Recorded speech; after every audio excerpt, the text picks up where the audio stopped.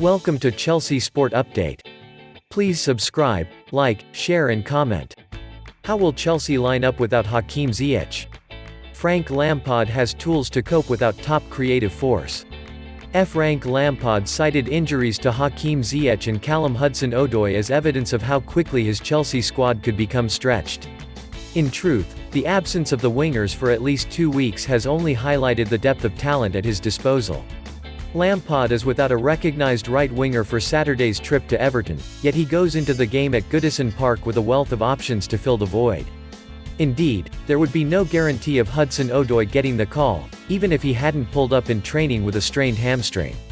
Mason Mount was deployed on the right in the early weeks of the campaign when Ziyech was ruled out with a knee injury and could reprise that role again, particularly with Gilmour making such an encouraging return to action against Krasnodar in the Champions League in midweek.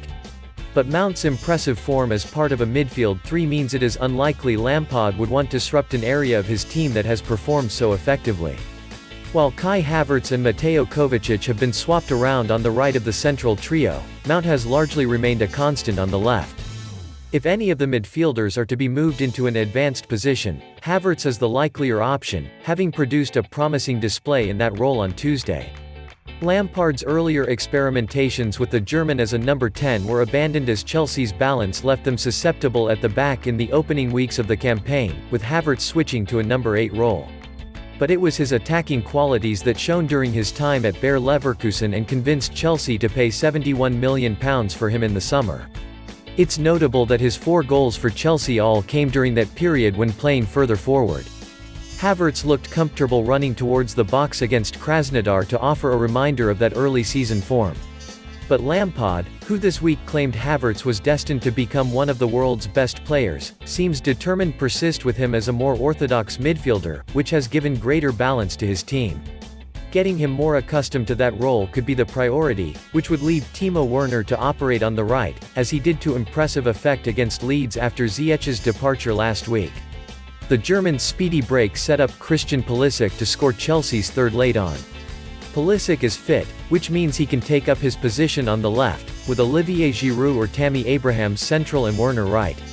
That is assuming Lampard chooses to stick to the 4-3-3 which has prompted his side's best form this season. He could yet seek to use Reece James and Ben Chilwell as wing-backs, to provide width, and 3 centre-backs. The point is, he has assembled a squad that can provide solutions to all manner of problems that present themselves. It is worth remembering that Lampard is still to start a game with what would be considered his strongest 11 on paper due to injuries to Ziyech and Pulisic at various points in the campaign. Yet Chelsea sit 2 points behind leaders Tottenham and Liverpool and qualified for the last 16 of the Champions League as group winners. That is why Jurgen Klopp and Jose Mourinho are falling over themselves to highlight their title credentials.